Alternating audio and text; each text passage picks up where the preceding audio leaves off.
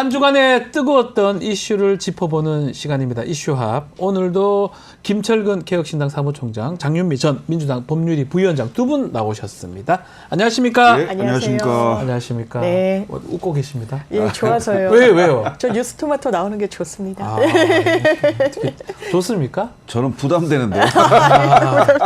나올 때마다. 요새 토마토가 떠갖고 혹시 이제 우리 뭐 이런 말씀 좀 질문 좀 그렇지만 개혁신당에서 뉴토마토 출연을 조금 안 좋아하시지 않습니까? 전혀요.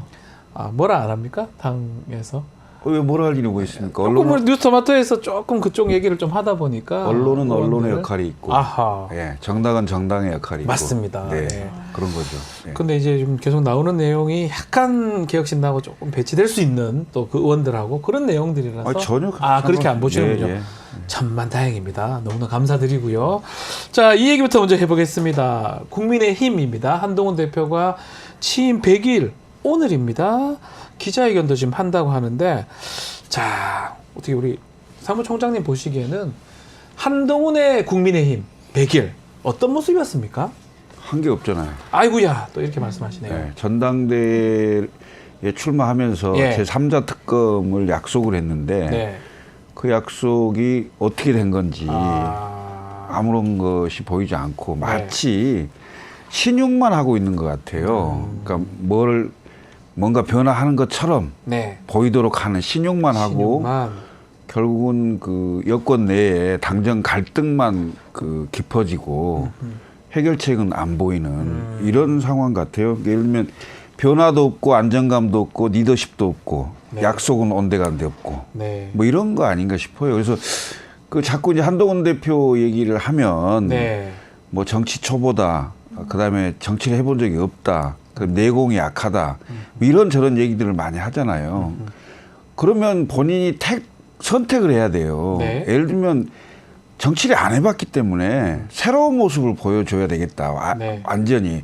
그럼 기존의 정치인들에게 식상에 있던 게 말을 자꾸 물리거나 말을 바꾸거나 하는 거에 대해서 나는 내가 한 말은 반드시 지킨다. 뭐 이런 걸 좀 보여줘야 되는 거잖아요.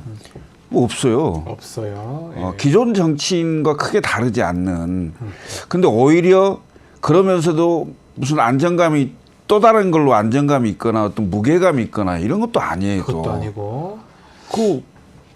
움직이는 행동하는 것이라든가 아니면 심지어는 발언하는 말 같은 경우도 네. 지도자의 풍모로 보이지 않는. 예. 자, 지금 100일 됐고 사실은 당선될 때 68%에 가까운 득표를 했었거든요. 근데 왜 이렇게 지금 말씀대로 큰 힘을 얻고 있지 못하는 것 같아요. 당내에서도 비주류에 가깝고 지금.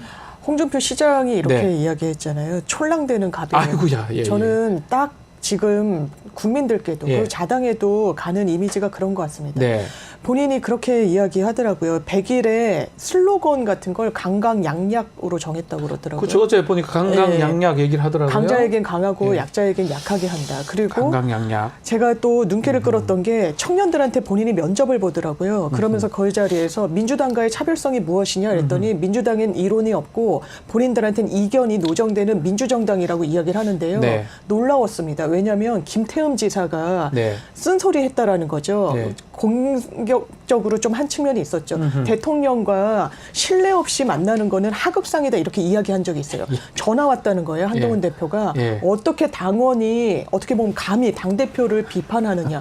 이게 이견을 수용하는 자세입니까? 그러니까 말과 행동이 달라요. 항상 한동훈 대표는 그랬어요. 최상병 특검 하겠다고 하지 않았어요. 맞아요. 항상 이런 모습을 보여주니까 홍준표 시장이 한마디로 정리한 거 아닙니까? 촐랑대는 가벼움.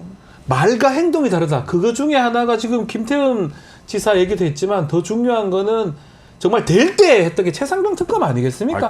이거 관철 못하면 안 된다고 했는데 결국은 이게 자질부족입니까? 아니면 뭐 어떻게 보십니까? 겁나서 뭡니까 이게? 진심으로 그걸 하려고 했을까 이런 생각이 거짓말로 당선된 거 아닙니까? 그러면 제가 보기에는 정치 지도자가 국민과의 약속을 한 건데 정말? 그런데 자꾸 자기의 사정을 얘기를 해요. 네. 이재명 대표 얘기했을 때도 당내에서 제가 그럴 만한 위치에 있지 않다는 취지 비슷한 그런 사정. 그 사정 다 알고 얘기했잖아요. 그렇죠. 그거 알고 하겠다는 거 한 거 아니에요? 예? 그러니까요. 저는 이거는 그 앞으로 한동훈 대표가 정치를 한다면 네. 계속 한다면 큰 짐이 될 거라고 생각을 하고요. 예. 그다음에 대표 놀이를 너무 즐기는 게 아닌가 이런 생각이 들어요. 대표 놀이. 집권당 대표는 대단히 무거운 책임감을 가지고 국정 운영의 큰 축 중에 하나인데 그렇죠. 지금 나라가 지금 엄청나게 어려운 상황 아닙니까? 더군다나 대통령 국정운영 지지도가 최악이에요. 네. 역대 최저치입니다. 20% 갤럽 기준으로 20%를 찍었는데 네. 다음 주에 어떻게 나올지도 모르는 이번 주에 이번 주 금요일 날. 예, 금요일 날 일자를 찍을지도 모르는 상황이에요. 이런 상황인데 대표 놀이 비슷하게 하는 거죠.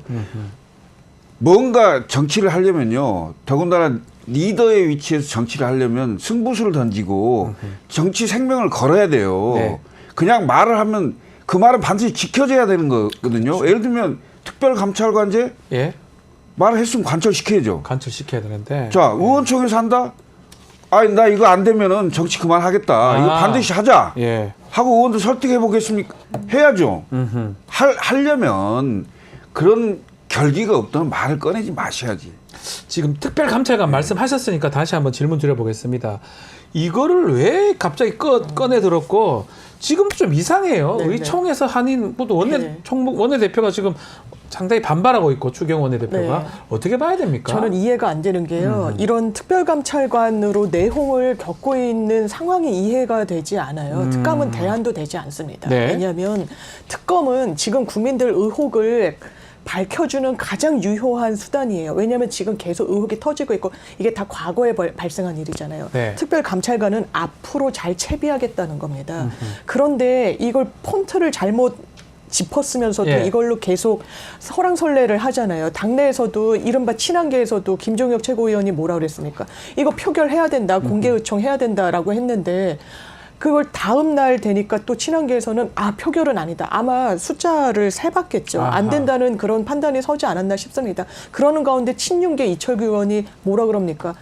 의원이세요? 이랬다는 거 아니에요. 네, 의원이세요? 이거는 진짜 싸우자는 거예요. 이건 내홍이 수습되지 않을 겁니다. 그냥 예. 이 갈라진 틈은 점점 벌어질 거예요. 이거를 수습하는 건 본인의 정치력을 특별감찰관이 아니라 특검으로 그걸 어떻게 수용할지에 대해서 그걸 매듭을 짓는 거예요. 그러니까요. 그걸 못한다? 정치력의 부재는 다시 한번 재확인이 될 거고 그 정치적 시간이 저는 한동훈 대표한테 진짜 얼마 남지 않았다고 생각합니다. 이게 결국은 특감이냐 특검이냐 특감조차도 당내에서도 본인도 공감도 못 받고 있는 상황 아니겠습니까? 그러니까 특감을 꺼냈으면 네, 관철을 시켜야 돼요. 되는데. 관철을 시키려면 네. 당내에 소습하고 본인이 이거라도 해야 국민들 눈높이에 조금이라도 부합하는 것이다. 그러니까요. 이런 판단이 있었으면 반드시 관철을 시켜야 될 거 네, 아니겠습니까? 맞습니다. 그럼 본인 나 이거 안 되면 대표직이라도 걸겠다. 뭐 이렇게라도 나와 봐야 되는 거 아니에요? 근데 제가 이런 승부수를 던지지 않고 그냥 툭툭 이렇게 던지는 건 말씀드리잖아요. 대표 놀이하는 거라고. 놀이하는 것이다. 이 놀이를 즐길 때가 아니거든요, 지금. 국가적 상황이. 그리고 더군다나 방금 말씀하셨듯이 특감은요, 해결책이 안 됩니다. 말씀드렸듯이 예. 특별감찰관은 만약 임명이 된다면 예. 앞으로 대통령실에서 일어나는 혹시 뭐가 문제가 있는 지점에 대해서 특별감찰관이 지적을 하고 못하게 하려고 하는 억제책이잖아요. 감시할 수 있는 그런 감시할 거. 수 있는 그런 억제책인데 지금 김건희 여사에 관련된 것은 전부 이전 문제란 말이에요. 심지어는 그러니까 주가 조작 같은 경우는 대통령 되기 훨씬 이전의 문제잖아요. 네. 그것부터 시작해서 여러 가지 것들이 있는데 마치 특별감찰관이 뭐라도 된 것처럼 여당 내에서 막 그 어그로를 끌고 있어요. 이게 되니 안 되니 막 이러면서 국민들 혹시 특별감찰관을 하면 뭔가 좀 달라지는 것처럼 네. 모양을 꾸미고 있는 건 아닌지 이런 생각도 들어요. 주의를 왜? 너무나 끌고 있다. 그걸로. 특별감찰관은 답이 아니거든요. 네. 오로지 답은 수사입니다. 수사인데 특검이네 그러면. 수사인데 검찰이 수사를 못 하잖아요. 예. 그럼 할 수 있는 게 뭐 있습니까? 특검이죠. 특검이죠. 누가 봐도 뭐 이거는 뭐 예. 어느 국민들한테 물어봐도 그렇지 않을까 싶기도 한데 사실. 아니 맞습니다. 예. 논리적으로 딱딱딱 떨어지잖아요. 한동훈 대표가 글쎄요 그 중간에 서서 이랬다 왔다 갔다 하는 것 같은데 자 이런 가운데 국민의힘의 요즘 언론 보도상은 소장파라고 하던데 개혁 성향의 소장파라고 언론은 그래 됩니다. 오세훈, 박형준 시장, 김기현, 권영세. 이분들 해도 근데 잠깐만요.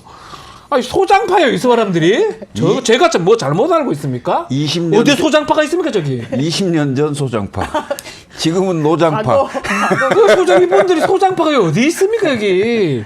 예? 이게 깜짝 개혁 성향의 소장파 깜짝 놀랐습니다. 17대 국회면 2004년도거든요. 그러니까 옛날이에요. 정확히 20년 전인데 20년 전에 저분들이 이제 소장파 역할을 열린우리당 한나라당 시절 그때 아닌가요? 맞습니다. 네, 맞습니다. 민주당하고 한나라당, 네. 한나라당의 소장파 해가지고 지금은 노장파죠. 노장파. 와, 네. 최원정 뭐죠? 그때 지금 이 사람들 만나서 타겟책 논의하고 있다고 하는데 공동 입장문도 발표를 했습니다. 또 한동훈 대표 100일입니다.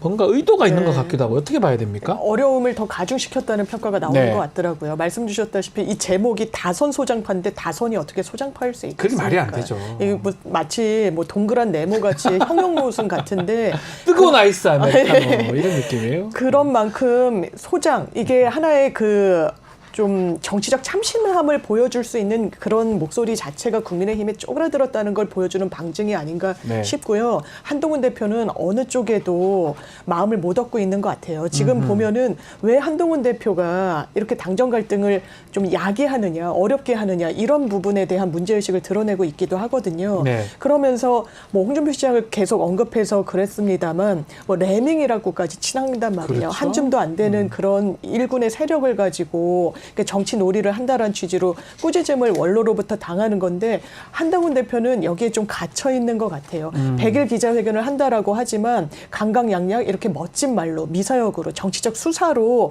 이런 걸 그냥 얼렁뚱땅 넘어갈 수 없습니다. 국민들이 바보가 아니에요. 그렇죠. 그냥 실행력으로 그 강론으로 그걸 채워넣어서 어떻게 보여줄 것인지 진정성을 드러내야 되는데 이미 많이 실기했고 지금까지의 어떤 정치적 스탠스를 보면 실기할 것으로 보여져서 안타깝습니다. 저는 국민의힘이 정말 이렇게 쪼그라들고 국민 신뢰 못 받는 건 반대로 민주당에도 좋지 않다고 생각해요. 정말 않다? 새는 양 날개로 난다는 말이 있듯이 그 부분과 관련한 균형추를 어느 정도 갖다 놔야 되는데 그거를 할 수 있는 능력을 한 번도 검증되지 못한 것 같습니다. 국민의힘 당. 예.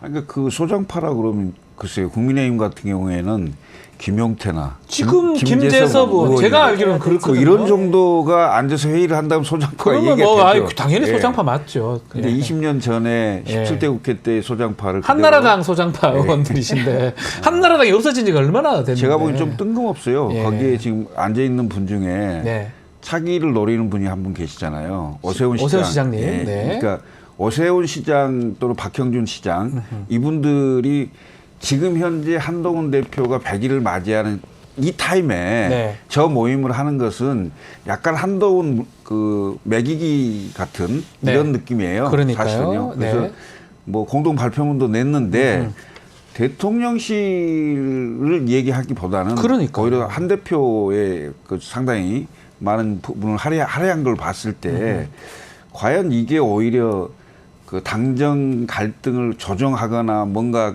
해결하는 것보다는 뭐 또 다른 목소리를 하나 더 얹히는 이런 상황으로 보입니다. 그 부분이거든요. 이런 상황이면 대통령실도 비판을 하고 한동훈 대표 당 최고 지도부도 비판하고 이렇게 돼야 되는데 그 뉘앙스를 보면 대통령실한테는 별말 없는 것 같아요. 직원을 못하고 한동훈 대표 잘못만 지적하는 모습, 이런 모습, 요게 조금 눈에 띕니다. 이분들 이럴 때가 아닙니다. 이건 정치적 의도가 있다라고 보여져요. 본인들이 어떤 역할을 담당했어요. 권영세 의원은 이 정부의 국무위원이었어요. 대통령이 학교 다닐 때부터 뭐 형 이러면서 굉장히 뭐 따랐다는 거 아닙니까? 김기현 의원이 어떻게 소장파로 분류됩니까? 이 전당대회 때 당대표 한 사람이에요. 오성 의원 아닌가요? 당대표를 하고 소장입니까? 노장이죠. 사실상 그 대리격으로 병풍으로 대통령실에 어떤 업무를 받으면서 무리하게 됐던 분 아닙니까? 그러면 당의 진짜 원로라면 물밑에서 이렇게 그 본인들이 입장문을 내고 공동 선언문을 낼 게 아니라 조율을 할 수 있는 능력이 충분히 되시잖아요. 그걸 안 하겠다는 거예요. 그리고 이 공동 선언문에서는 심지어 이렇게 이야기합니다. 한동훈 대표를 향해서 정치적 리더십의 부재라고 할 수밖에 없다라고 진단을 하면서요. 네. 운동권 정치의 프레임에 말려드는 결과를 빚고 있다라고 해요. 이건 최악의 평가인 거죠. 자당에서 나올 수 있는. 이 공동 선언문은 이걸 잘 봉합하고 갈등을 마무리 짓겠다는 데 방점이 찍혀 있다기보다는 한동훈 대표 100일을 앞두고 이른바 저격하고 직격하기 위한 의도가 전 더 크다고 생각합니다. 한편에서는 오세훈 띄우기죠. 그러니까 이분들 지금 좀 전에 얘기를 했지만 권영세 통일부 장관입니다. 친윤 중에 친윤이죠. 김기현 뭐 밀려나긴 했지만 당대표 그 예전에 바지 뭐 얘기를 들으면서 당대표를 했던 사람 아닙니까? 한동훈 대표 100일을 맞이해서 당내 리더십이 부재하다라는 것을 좀 지적하고 결국은 차기에 대한 대안이 오세훈 아니냐 이런 그 그림을 만들기 위한 모임으로 보여요. 근데 좀 뜬금없죠, 사실은. 그 상황이 지금 맞습니까? 좋으면 좋은데 지금 이 상황에 저걸 하는 게 맞아요? 어떻게 보십니까? 맞지 않죠. 너무 안 맞지 않습니까? 왜냐하면 그 중진 그리고 당대표까지 지낸 다선 의원들 같으면 정말 거중 조정력을 좀 해야 맞습니다. 되고 그다음에 광역단체 중에 서울시장과 부산시장은 큰 단체고 우리나라를 대표하는 정치인들인데 이분들이 차기를 생각을 한다면 대통령의 국정운영 기조의 변화 이것을 국민들이 원하는 거잖아요. 그럼 그것을 할 수 있도록 대통령하고 조언하고 충원을 해서 뭔가 바꿀 수 있도록 하는 역할을 해야 되는 거 아닙니까? 한동훈이 못하면 본인들이 나서서 해야 될 거 아닙니까? 정치를 왜 하는 겁니까, 이 사람들은? 그러니까 말입니다. 갑자기 궁금해서. 정말 왜 하는 왜 하는지 모르겠어요. 국민을 위해서 하는 건지 무슨 생각이 있는지 참 납득이 안 돼서 지금 상황에 저 모여가지고 전하는 게 맞는지 참 의문스럽습니다. 자, 이 가운데 윤석열 대통령 지난 9월달 22대 국회 개원식 불참을 했었죠. 이번에 예산안 시정연설 11월 4일 예정이 돼 있는데 이때도 지금 안 나온다 이런 얘기가 있는데 이거 어떻게 봐야 됩니까? 저는 어제 윤석열 대통령의 국무회의 그 모두 발언을 보고 진짜 눈물이 나더라고요. 일단 마이웨이 하겠다는 뜻을 굽히지 않았는데요. 또 하나는 어제가 이태원 참사 2주기였잖아요. 그렇게 이야기하더라고요. 클라우드 매니지먼트를 잘 하라고. 어떻게 그런 이야기를 합니까? 이게 클라우드 매니지먼트라고 지칭될 일인가요? 그리고 44초 그 어떤 조문을 하거나 이 정부의 인사들은 어느 누구도 참석하지 않고 뭐 초대받지 못했습니다. 그래도 갔어야 되죠. 가야 되죠. 이걸 보는 거예요. 뭐 강강양양 말만 하면 뭐 합니까? 약자한테 어떻게 했습니까? 참사를 겪은 국민들의 마음을 어떻게 다뤘습니까? 그러면서 이렇게 이야기하더라고요. 중앙정부에서 내려주는 게 아니라 이제 각 부처에서 뭐 비교 우위를 가지고 경쟁력을 갖고 알아서 잘하라고 이야기하더라고요. 그러면서 예산안 지금 아주 역대급 세수 펑크가 났고요. 올해도 날 예정이라고 하고 기재부가 지금 손을 못 쓸 지경이라고 합니다. 법인세를 너무 많이 깎아줬거든요. 그러면 어떻게든 여야 합치 그리고 대통령도 국회에 손을 내밀어서 왜냐하면 예산안 통과가 다 국회 몫이니까요. 거기에 대해서 어떻게 국민들을 위해서 이걸 잘 편성을 할지 의견을 모아야 되는데 안 하겠다는 거 아니에요. 이거는 국민을 저버린 거예요. 이건 민주당과 손을 잡지 않는 걸 차원을 이미 진작에 넘어버린 거예요. 이건 대통령의 임무를 방기하는 겁니다. 어떻게 국회 없이 일방적으로 독주가 가능하겠습니까? 그러면서 어제 국무회의에서도 시행령 통치의 이 함의를 가진 이야기를 계속하는데 법을 못 바꾸면 그 밑에 걸 바꾸라는 취지의 그런 인식으로 어떻게 국정 운영이 됩니까?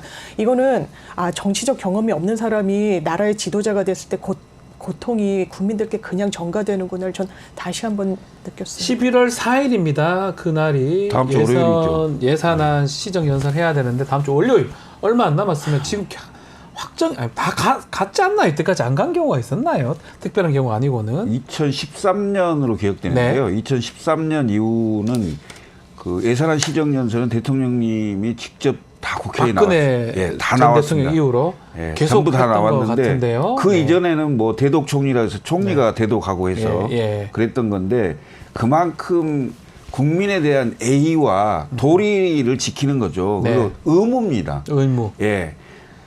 대통령이 지금 4대 개혁을 얘기하잖아요. 이 4대 개혁을 이루어내려면 필수적으로 협력을 받아야 될 게 국회입니다. 국회죠. 그럼 국회에 나가서 예. 직접 설득하고 왜 이런 예산을 편성하게 됐는지 국회와 국민들에게 소상하게 설명할 의무가 있는 겁니다. 예. 그건 대통령이 국정 운영의 마지막 최후의 보루거든요. 마지막 맞습니다. 모든 책임을 지는 게 대통령 자리입니다. 네.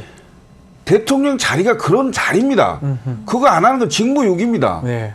당연히 나가야죠. 욕을 얻어먹는다 하고 가기 싫은 자리라고 하더라도 가야 된다 이 말씀이잖아요. 당연히요. 윤석열 대통령, 윤석열이기 때문에 욕먹는 지점이 있더라도 네. 대통령이기 때문에 나가야 됩니다. 아하. 예. 그리고 그렇게 가면 또 오히려 지지자들은 또 좋아할 수도 있잖아요. 가서 욕 얻어먹는 그렇죠. 모습을 보이더라도 나쁘지 않을 것 같은데요. 대통령이 지금 제일 먼저 회복해야 예. 되는 건 전통적 지지층도 이미 민심 위반이 심각하다는 그러니까요. 지표로 확인되고 있어요. TK 60대 이상층 마음이 떠나고 있죠. 네. 그러면 다시 복원하고 중도층과 관련해서 소구력 있는 행보를 해야 되는데 그걸 못하는 거예요. 싫은 건 안 하는 거예요. 예. 국가 지도자가 그러면 안 됩니다. 예. 싫어도 하는 거예요. 그렇죠. 욕을 먹더라도 맞는 길을 가야 되는 겁니다. 그리고 이게 그렇게 어려운 겁니까? 예산안을 설명하고 국민들께 소상히 알리는 게 그게 못할 일인가요? 어렵지 않죠. 아우 저는 정말 이해가 되지 않고 누군가 그러더라고요. 아 정치는 이른바 꾼들 정치꾼이라고 해가지고 폄훼했지만 아 정치도 전문 영역이구나. 정치 훈련을 받은 사람이 그러니까요. 정치권에서 성장하고 그걸로 국민들께 선택을 받아야 되는구나라는 걸 그냥 보여주는 한 인물이 아닌가. 그래도 준비된 사람이 정치를 하고 대통령을 하고 하는 게 맞다. 이런 얘기를 시중에 많이 돕니다. 앞으로 검사 출신은 대통령 하기 못할 힘들 거예요. 못할 거예요. 그리고 갤럽 여론조사가 사실은 많이 떨어져 있어요. 20%. 엄밀하게 말하면 19.98인가 88인가 뭐 이렇거든요. 제가 보기에는 네. 우리가 그 국정농단 사건으로 대통령 네. 탄핵을 맞이했던 경험을 갖고 있는 헌정사 그렇죠. 갖고 있는 나라입니다. 그것도 얼마 전의 일입니다. 2016년, 17년이니까요. 예, 2015년 말이 생각이 나요. 네. 자꾸 2015년도에 당시에 그 박근혜 대통령 시절에 네. 청와대에서 문건 나왔잖아요. 십상시 문건이요. 예, 그러니까 중반에는 십상시, 후반에는 권력 서열 순위가 적히는 정윤회 문건이 나와요. 정윤회 문건. 네. 그럼 유출 사건으로 수사를 하게 되잖아요. 네. 그럼 근데 사실은 그 내용을 가지고 왜 이런 얘기가 나왔는지를 예방을 했다면 그렇게까지 가지는 않았을 거예요. 네. 근데 지금도 똑같습니다. 칠상시 나오잖아요. 칠상시. 네. 예, 한남동 라인 7명 플러스 8명 이런 얘기 나오잖아요. 권력 서열 순위 나오잖아요. 네. V0, V1, V2 나오잖아요. 똑같네. 다를 게 없어요. 그다음에 박근혜 대통령 당시에 콘크리트 지지율이라고 30%였어요. 무조건 있었어요. 예. 30%는. 네. 근데 그게 25, 17, 5 이렇게 깨지거든요. 지금은 20% 초반대 20% 이렇게 나온단 말이죠. 네. 이게 이제 실제 발표에서 일자로 앞자리가 일자리로 바뀌는 순간 급격히 무너질 수 있어요.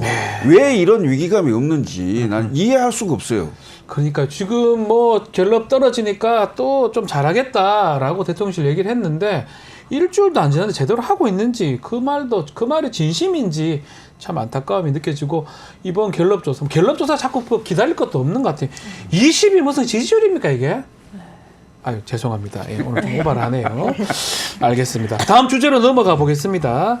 자, 최근 김건희 여사 공천 개입 의혹을 뒷받침한 녹취록 계속 공개가 되고 있는데 김건희 여사 언급이 명태균 씨한테는 일상화된 것 같아요. 뭐 사모 이런 얘기 엄청 하는데 일단 준비된 내용 듣고 이야기 좀 이어가겠습니다.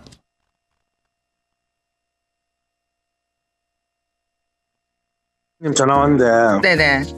내 고마움 때문에 네네. 김영수 걱정하지 말라고 내가 고맙다고 네네. 야, 자기 선물이래. 아, 하여튼 입 조심해야 돼요. 알겠습니다. 네네네. 난리 뒤집어진다. 알겠습니다. 네. 박무감사 꼴등했 때문에 내가 여사한테 그 연락했어요. 김영선이한테도 여사한테 연락하라고 내가 해놨으니까. 자, 첫 번째는 2022년 재보궐선거 관련된 내용이고 두 번째는 2023년도 11월 달에 당무감사 이루어진 시기하고 연결이 돼 있습니다. 다 선거랑 관계가 있는데 자, 국민의힘이 좀 잠깐 계셨으니까요. 이 공천하고 당무감사 거의 직접 연결되는 거 아닙니까? 그러니까 2022년도는 네. 이제 보궐선거 직전에 발표한 일주일 전에 뭐 있었다는 얘기고요. 그다음에 이제 2023년도는 2024년 올해 그렇죠. 4월 총선을 앞두고 당무감사를 하는 거죠. 네. 당무감사에서 이제 거기서 이제 그 예를 들면 어느 정도 우열이 가려지고 하위 10%, 하위 20% 네. 뭐 이런 게 정리가 되는 거거든요. 그런 얘기를 하고 있는 걸로 보여요. 예, 예. 보이는데 저는 이제 명태균 씨 얘기하고 예. 그다음에 강혜경 씨 얘기잖아요. 예. 이 두 사람이 얘기를 하는 거란 말이죠. 근데 이게 과연 어느 정도 팩트에 근거한 거냐. 아, 그게 더 중요하니까요. 그러니까 예. 제가 계속 얘기하는 건 명태균 씨 얘기든 강혜경 씨 얘기든 윤석열 대통령이나 네. 김건희 여사의 목소리나 그 두 분이 했다는 메시지나 이게 직접적으로 나와야 되는 거예요. 네. 김건희 여사의 목소리. 예, 메시지. 목소리. 예. 예. 예. 그게 나오면 딱 떨어지는 거잖아요. 끝나는 거죠, 사실. 예. 네. 근데 이게 자꾸 설왕설래하고 이게 뭐 얘기가 되는 거냐 안 되는 거냐 막 이렇게 얘기하는 게 결국은 전원의 전원이기 때문에 얘기가 그렇게 되는 거죠, 사실은. 네. 그 명태균 씨 얘기 들어보면 예. 한 2,000건 있대잖아요. 2,000개가 있답니다. 예. 녹음 근데 이제 자료가. 예. 문제 되는 건 한 200건 정도 된다. 이렇게 얘기를 하고 있잖아요. 예. 근데 여기서 명태균 씨가 예를 들면 실제로 김건희 여사하고 주고받은 뭐 대화 내용이라든지 전화 내용이라든지 그러니까 녹취 그다음에 실제로 주고받은 뭐 문자 메시지라든지 아니면 텔레그램 메시지라든지 이런 게 나오는 상황이 되면 상황은 거의 종료되는 거죠. 종료가 된다. 예. 예.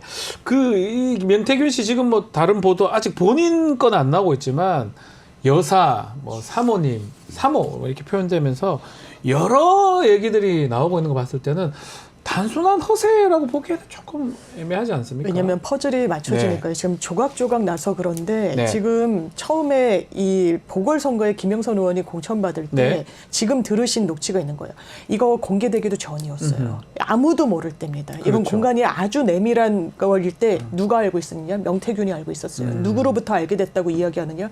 김건희 여사. 왜냐하면 사모는 김건희 여사를 이야기한 거라고 네. 본인이 이야기를 했거든요. 하니까요. 그러면 이게 틀린 사실입니까? 허황된 날조예요? 그렇지 않아요. 실제로 공천을 받았으니까요. 그러면서 부침이 있었던 것 같아요. 과거에 이런 녹취가 5월 9일자로 그 공개가 된 게 있어요. 5월 9일자 녹취였는데 지금 드신 거 5월 2일자로 야 김영선 네. 됐다라는 거고요. 5월 9일에는 이걸 공간위에서 틀려고 한다라는 거예요. 왜냐하면 경쟁력이 없는 후보로 보였던 객관적인 상황이 있으니까요. 예. 나중에는 심지어 컷오프 될 정도로 당무에서 이 낮은 점수를 받았던 인사기도 하잖아요. 그러니까 내가 여사에게 전화해가 대통령과 전화해가 김영선으로 해놨다. 그러면서 그 당시에 공관위원장이었던 윤상현은 끝났다라고 해요. 내 뜻이 더 관철됐다라는 겁니다. 이게 실체가 있습니까 없습니까? 실제로 공천을 받았으니까요. 이런 부분과 관련해서 김건희 여사의 그림자가 아른거리는 걸 넘어서 직접 관여한 정황으로 보이는 거죠. 물론 직접 녹취가 나오면 그거는 정말 빼도 박도 못할 건데 퍼즐이 어느 정도 맞춰지고 있다. 네. 그리고 아까 저 기시감이 드는 게 국정농단 사건 때도 문건이 이거 최순실 씨가 먼저 이거 첨삭했다 이러면서 네. 5%로 급락했어요. 맞습니다. 지금 어떻게 그때가. 하고 있을까? 네. 창원 산단과 관련해서 자기가 제안했다라고 이야기를 하고 있어요. 실제로 그 산단이 추진이 됐습니다. 이건 더 큰 사건이라고 생각합니다. 이 질문 하나 드려보겠습니다. 김영선 전원 뭡니까? 이 사람은. 저도 좀 이해가 안 됩니다. 아니, 좀 개인적으로 아시지는 않나요? 아니 뭐 얼굴 정도 아는 예. 정도고요. 그 고양시에서 원래 그게 예. 사선 정도 정치하셨던 예. 분이고 예. 사선 의원하고 비례도 하고 뭐 예, 비례하고 그 고양시에서 정치하시고 네. 사선까지 하고 그다음에 한나라당의 당 대표 대행까지 하셨어요. 아, 예, 기억이 납니다. 예, 하시고 예. 그다음에 경남으로 내려가서 이제 그 지금 문제의 보궐선거에서 의창에 5선이 되셔서 올라와서 예. 국회 부의장 하신다고 그렇죠. 하반기 국회 부의장 하신다고 막 그렇게 열심히 하셨는데 결국 안 됐죠. 안 됐죠. 예. 만약 이번에 총선에 뭐 됐으면 사실은 6선이 그렇죠. 그러니까 예. 최다선 의원이가 됐으면 그렇게 되는 거죠. 부의장은 예. 반드시 뭐 했을 것 같긴 한데. 근데 지금 이 논란의 이제 핵심에 그 김영선 전 의원이 계시는데 네. 이분은 아무 얘기가 없어요. 그렇죠. 예, 이분은 아무 얘기가 없고 음흠. 결국 지금 명태균 씨하고 강혜경 씨, 네. 그러니까 김영선 전 의원하고 가까웠던 분들의 얘기만 나오고 있는 거죠. 예. 그렇죠. 아직까지는 뭐 그런 상황이고. 자, 11월 지금 1일 22일인가요? 지금 국회 운영이 마지막으로 열립니다. 이때 다시 강혜경 씨 이제 나온다고 하고 또 위증 혐의로 또 고발 조치가 돼 있어요. 나옵니까? 나오게 되면 또 어떤 부분을 우리가 좀 지켜보는 게 좋을 것 같습니까? 지금 정말 단독 보도가 이 녹취 강혜경 씨 너무 많이 나오고 있어요. 예, 쏟아지고 있는데요. 네. 실제로 정말 저는 구체성을 띠고 있다라고 생각합니다. 왜냐하면 최근에 신용환 그 교수신가요? 네. 딱 그 대선 당일에 그 문건 그거는 메타 정보 같은 게 조작이 될 수 없어서 실제로 그날 이 공유가 됐던 건 맞는 것 같아요. 이철규 의원이 고발 조치를 했다라고 하는데 네. 오히려 그럼 허위인지 사실인지 보면 됩니다.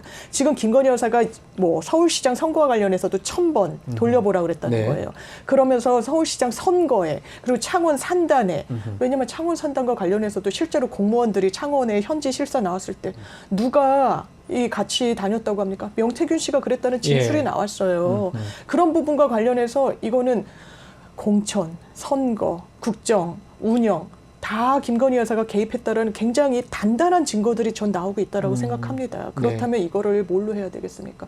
지금 창원지검 수사하고 있으니까 몇 개월 동안 수사할 수 없는 수사가에 놨다라는 거죠. 창원지검장은 친윤 검사로 분류된다라는 거죠. 국민 신뢰 받을 수 있습니까? 중앙지검으로 이송한다 한들 수사 제대로 할까요? 김건희 여사 면죄부를 주지 못해 안달이 났던 서울중앙지검장이 앉아 있는데요. 그러면 이건 특검밖에 답이 없습니다. 이것도 특검을 하는 수밖에 없는.